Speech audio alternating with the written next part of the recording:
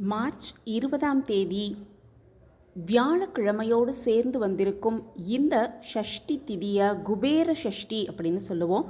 திடீர் பணவரவு ஏற்படணும் அப்படின்னும், நடக்காத காரியம் நடக்கணும், குறிப்பாக சொந்த வீடு அமையணும் அப்படின்னா தொடர்ந்து 9 செவ்வாய்க்கிழமை இதை செய்தாலே போதும், சொந்த வீடு அப்படிங்கிறது 100% அமையும் அப்படிங்கிறத இந்த பதிவில் நம்ம தெரிஞ்சுக்கலாம்.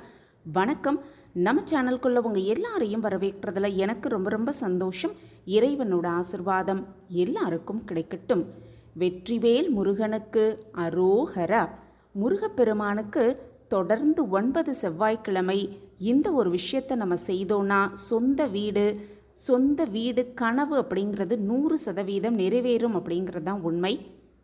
பொதுவாகவே பார்த்தோன்னா நிலம் தொடர்பான பிரச்சனை, வீடு வாங்குவது, மனை வாங்குவது, மனையை ரெஜிஸ்டர் பண்ணுவது, இந்த மாதிரி விஷயங்களுக்கும், வீடு கட்டுவது, மனை வாங்கிட்டு வீடை கட்டணும்னு நினைக்கிறவங்க, மனையை புதுசாக வாங்கணும்னு நினைக்கிறவங்க, இப்படி இந்த நிலம் மண் தொடர்பான பிரச்சனைகளுக்கு காரணக்கர்த்தாவாக இருக்கிறவர் யார் அப்படின்னு பார்த்தோன்னா இந்த செவ்வாய் பகவான் தான்.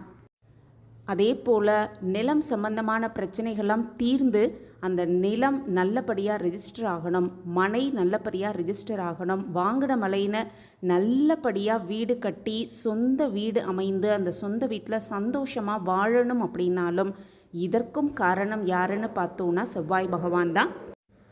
அவர் நினச்சாதான் நமக்கு அந்த வீடு, சொந்த வீடு கனவு அப்படிங்கிறது நினைவாகும். அப்படி செவ்வாய் பகவானுக்கே உரிய இறைவனாக இருக்கிறவர் யாருன்னு பார்த்தோன்னா முருகப்பெருமான் தான். செவ்வாய் காரகன் அப்படின்னு சொல்லப்படும் இந்த செவ்வாய் பகவானுக்கு அதிபதியாக விளங்கக்கூடியவர் தான் எம்பெருமான் முருகப்பெருமான். பொதுவாகவே பார்த்தோன்னா இந்த ஷஷ்டி திதியோ அல்லது கார்த்திகை நட்சத்திரமோ செவ்வாய்க்கிழமையோடு சேர்ந்து வருவது முருகப்பெருமானுக்குரிய வழிபாட்டு தினங்களில் ரொம்பவே சிறப்பு வாய்ந்தது, அற்புதமான ஒரு நாளாக நம்ம எடுத்துக்கலாம். சஷ்டி திதி மட்டும் செவ்வாய்க்கிழமையோடு வந்தாலும் சரி, கார்த்திகை நட்சத்திரம் மட்டும் செவ்வாய்க்கிழமையோடு வந்தாலும் சரி, அல்லது கார்த்திகை நட்சத்திரம் ஷஷ்டி திதி இரண்டுமே சேர்ந்து செவ்வாய்க்கிழமையோடு வந்தாலும் சரி, இந்த 3 நாளையும் நம்ம தாராளமாக எடுத்துக்கலாம். அப்படிப்பட்ட ஒரு அற்புதமான நாள் வருது அப்படின்னா அந்த நாளை நம்ம தவறவே விடக்கூடாது. எதேச்சியாக நீங்கள் கேலண்டரில் பார்க்கும் போது செவ்வாய்க்கிழமையோட ஷஷ்டி திதியோ அல்லது செவ்வாய்க்கிழமையோட கார்த்திகை நட்சத்திரமோ அல்லது செவ்வாய்க்கிழமையோட கார்த்திகையும் ஷஷ்டி திதியும் சேர்ந்து வருது அப்படின்னா அந்த நாளை இந்த ஒரு விஷயம் செய்வதற்கு நம்ம தாராளமாக பயன்படுத்தி கொள்ளலாம். அதாவது தொடர்ந்து 9 வாரம் இந்த மாதிரி செஞ்சுக்கிட்டே வந்தோன்னா சொந்த வீடு அப்படிங்கிறது 100% அமையும். அந்த வகையில் பார்த்தோன்னா இன்று குபேர ஷஷ்டி அப்படின்னு சொல்லப்படும் மார்ச் 20ஆம் தேதி வியாழக்கிழமையோடு சேர்ந்து வந்திருக்கும் இந்த சஷ்டி திதி அப்படிங்கிறது குபேர யோகத்தை நமக்கு பெற்றுக் கொடுக்கும் ஒரு அற்புதமான திதி. இந்த ஒரு நாளில் இந்த ஒரு விஷயத்தை நம்ம செய்யும் பொழுது மிக சிறப்பான பலனை நமக்கு பெற்றுத்தரும். குறிப்பாக சொந்த வீடு கனவு அப்படிங்கிறது நினைவாகும். 9 செவ்வாய்க்கிழமை தொடர்ந்து செய்யக்கூடிய அந்த பரிகாரம் அப்படிங்கிறது இந்த ஒரே நாளில் அதற்குரிய முழு பலனையும் நம்ம பெற்றுக்கொள்ளலாம் அப்படிங்கிறது தான் உண்மை. அப்படி என்ன செய்யணும் அப்படின்னு பார்த்தோன்னா இதுக்கு தேவைப்படும் பொருள் என்ன அப்படின்னு பார்த்தோன்னா துவரை பருப்பு. இந்த துவரம் பருப்பு அப்படிங்கிறது புதியதாக நம்ம கடையில் வேணாலும் வாங்கிக்கலாம், அல்லது வீட்டில் அன்றாடம் நம்ம பயன்படுத்தும் அந்த துவரம் பருப்பையும் எடுத்துக்கலாம். ஒரு துவரம் பருப்பு அப்படிங்கிறது செவ்வாய் பகவானுக்குரிய அற்புதமான ஒரு தானியமாகவே சொல்லப்பட்டிருக்கு.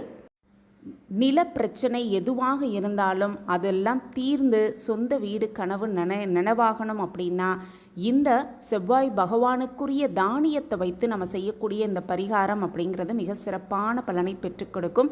பெருசாலாம் இதுக்கு ஒன்றும் நம்ம செலவு பண்ண வேண்டியதில்லை.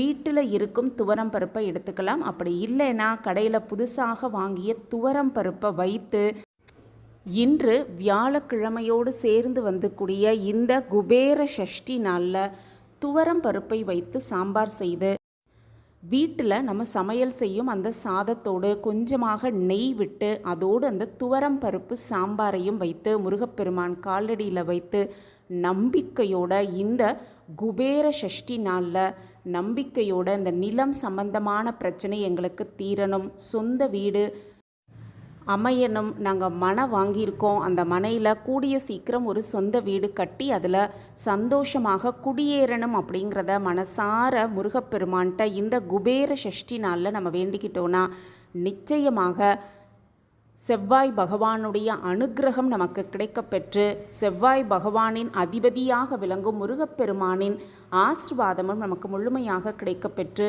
கூடிய விரைவில் சொந்த வீட்டில் குடிபுகும் யோகம் நமக்கு கிடைத்து சந்தோஷமாக அந்த சொந்த வீட்டில் வாழ்வதற்கான வாய்ப்பை முருகப்பெருமான் அருளுவார் அப்படிங்கிறது தான் உண்மை.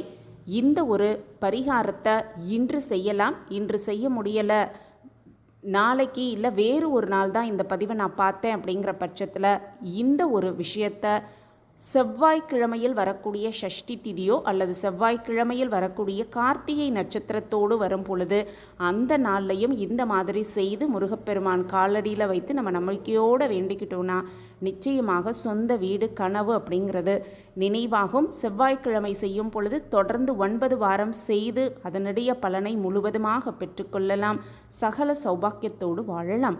இந்த பதிவு உங்களுக்கு பயனுள்ள பதிவாக இருக்கும் அப்படின்னு நான் நம்புகிறேன். நம்ம சேனலை நீங்கள் ரொம்ப ஆதரவு கொடுத்துக்கிட்டு வரீங்க, எனக்கு ரொம்ப சந்தோஷம். உங்கள் ஆதரவு மென்மேலும் கிடச்சிக்கிட்டே இருக்கும் அப்படிங்கிற நம்பிக்கையோடு மீண்டும் ஒரு புதிய பதிவில் பார்க்கலாம். நன்றி, வணக்கம்.